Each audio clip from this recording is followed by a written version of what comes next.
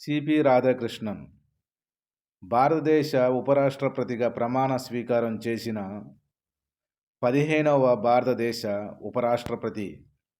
ఇతని యొక్క జీవిత చరిత్ర మనం చూస్తే, చంద్రపురం పొన్నుస్వామి రాధాకృష్ణన్ మే 4న 1957వ సంవత్సరంలో తిరుపూర్ అంటే తమిళనాడు రాష్ట్రంలో జన్మించాడు.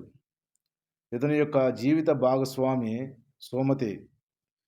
వీరికి 2 పిల్లలు ఉన్నారు. ఇతడు తన యవ్వనంలో బాగా గేమ్స్ మీద బాగా ఇంట్రెస్ట్ చూపించేవారు. టేబుల్ టెన్నిస్, వాలీబాల్ అనేక క్రీడల్లో బాగా యాక్టివ్గా పాల్గొనటం జరిగేది. ఇతడు చిదంబరం కళాశాల నుండి BBA డిగ్రీ పొందాడు.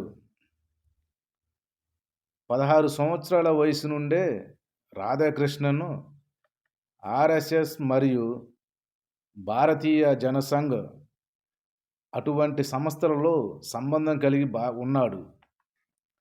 భారతదేశానికి 15వ ఉపరాష్ట్రపతిగా పనిచేస్తున్న భారతీయ రాజకీయ నాయకుడు.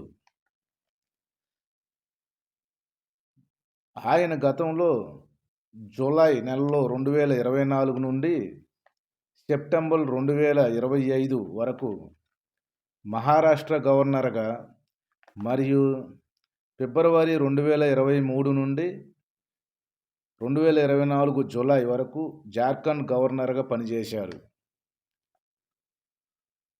ఇతను చిన్నప్పటి నుంచే భారతీయ జనతా పార్టీ మరియు RSS సభ్యుడిగా ఉన్న ఈయన 1998లో కోయంబత్తూరు నుండి లోక్సభకు ఎన్నికయ్యారు. 2003 నుండి 2006 వరకు తమిళనాడులో బీజేపీ రాష్ట్ర అధ్యక్షుడిగా పనిచేశాడు. అంటే బీజేపీ అధ్యక్షుడిగా తమిళనాడులో పనిచేయడం అంటే మామూలు విషయం కాదు. ఓకే, అంత గుర్తింపు ఈయనకు ఉంది. జగదీష్ ధంకర్ రాజీనామా తర్వాత ఆగస్టు 17, 2025న బీజేపీ జాతీయ అధ్యక్షుడు JP నడ్డా 2025 ఉపాధ్యక్ష ఎన్నికల్లో రాధాకృష్ణన్ అభ్యర్థిత్వాన్ని ప్రకటించారు.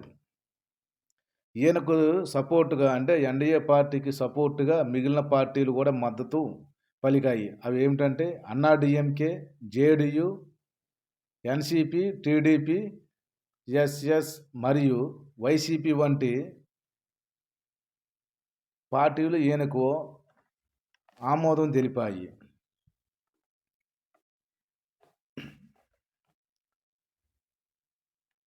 ఇండియా అభ్యర్థి బి సుదర్శన్ రెడ్డిపై పోటీ చేశాడు. ఆయన సమీప ప్రత్యర్థి సుదర్శన్ రెడ్డిపై 152 ఓట్ల తేడాతో ఓడించి విజయం సాధించాడు. రాధాకృష్ణన్కు మొత్తం 452 ఓట్లు వచ్చాయి. సెప్టెంబర్ 12, 2025న 15వ భారతదేశ ఉపాధ్యక్షుడిగా ప్రమాణ స్వీకారం చేయటం జరిగింది. Thank you.